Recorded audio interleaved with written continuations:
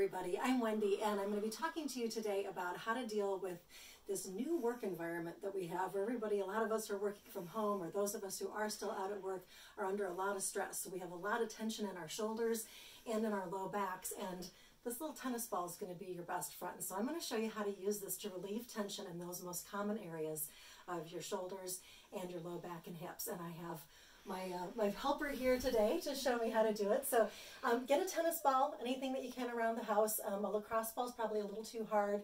You don't want to have too much pressure in there, but you also don't want it to have too much give. So what we're looking at here is, if I can get you to turn around, we're looking at the shoulder areas. This is what gets really tight, and when you're hurting up through here, it's often because these muscles are the ones that are tight. So we're going to use the tennis ball and start right here on the shoulder blades. So can you move your shoulders forward? You see how her shoulder blades go away from her spine? Now bring them back and they come in. So we're going to work right along that edge, okay? So you find the edge here, and then you're going to turn around and face up against the wall. All right, so you can feel it right in there, kind of between your shoulder blade. You're going to have your feet step just a little bit away from the wall. Nice job there. Have a little bit of a bend in your knees. And now lean back and put pressure into the tennis ball. And you're going to roll up and down just a little bit until you find a spot that feels a little intense. You got one? Okay, sometimes what you need to do is bring this arm across your body to move that shoulder blade away and get kind of under there. Once you find the spot though, relax your arm. Now what you want to do is stay in that spot, okay? You don't want to be rolling around the whole time. The point of rolling is to find the tight spot. The real work happens when you get still. So you have the feeling, right? You know where you are. So then you just kind of check in with the rest of your body. You got a little bend in your knees. Make sure you're not clenching your butt. Make sure your shoulders are dropped. You don't have any other tension in your neck.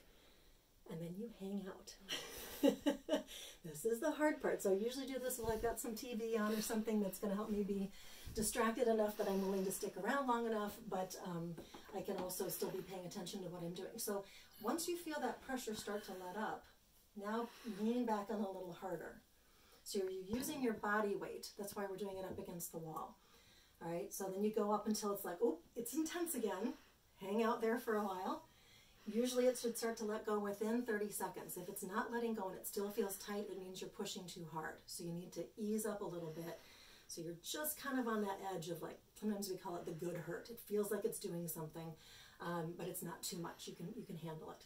All right, so now say we've done this for a while. Now don't come all the way off yet. Just ease back up a little bit. Now roll up, down, or to either side just a little bit until you find some more intensity. So you can see she didn't hardly moved at all.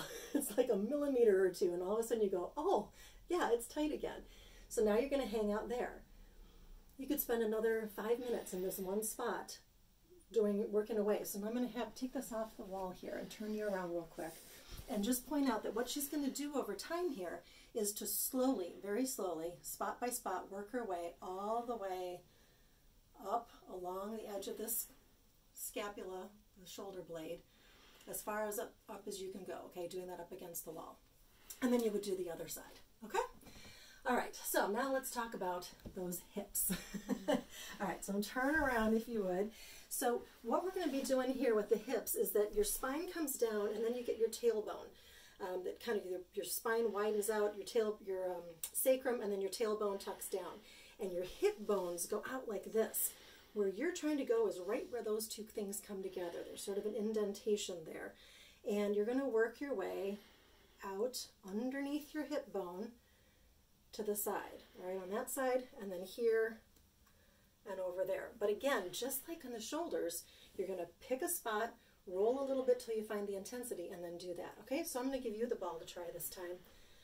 It's a little easier to get the ball on where you want it on your hips. All right, now make sure you have your feet far enough out that you feel okay. Also, we probably should be in some tennis shoes so that you don't slip. So make sure you're in a spot where you feel like you're stable and your legs aren't going to come out from underneath you. So now, do you need to move a little bit to find a spot? So you can roll kind of up and down or out to the side there. All right, you got a spot? Okay, great. Same thing with the shoulders. You're just going to hang out. But you want to check in again. Are your knees relaxed? You don't want to lock your knees. Are your shoulders relaxed? You don't want to be clenching your butt either. Those are all areas where we hold some tension. And you're just going to take your time. One more thing. So I'm going to let you do a little bit there while I explain this analogy that I find helps people a lot. It's like thinking about trying to put your finger through a stick of cold butter. All right? You put your finger on top of the stick of cold butter, it's not going anywhere right away. But if you leave it there over time, the heat and the pressure from your finger is going to melt the butter a little bit. You're going to then go down through the melted part to find the hard part of the butter. And you're going to keep doing that until eventually you go all the way through. That's what you're doing here. You're releasing the fascia. And fascia needs time to release. So you've got to have some patience. Hang in there. Find the spot that you want to be on. And really just listen to what your body's telling you. So now if you feel like you've done enough, if you need to go a little deeper, or maybe you need to roll to a new spot, maybe try doing that. It's all little micro adjustments. So you don't want to be jumping all over the place. I'm going to actually have you hop off here and just show real quickly. Have you turn your back. So let's take a couple steps this way here. So a lot of times what people will want to do either here or here is they'll be like, oh, here, and then they're going to roll up here and do something up here, and then they roll down here. It's just not as efficient. What you'll find is if you start here and slowly, really slowly work your way up, it's going to release quicker and quicker as you move along that line of restriction. Same thing here. You're going to move down along the edge of your sacrum and then up and around out to your hip. Okay? Don't go here and then there and then hop over here. It might feel good. It also might feel good just to roll, but it's not actually releasing the fascia and doing what you want it to do. So thank you very much for your help today. I hope you guys get a chance to try this. It's a wonderful tool. You really can't do it too much as long as you're not doing it too deep. Listen to your body. Let your body be your guide. And hang in there. We're going to get through this.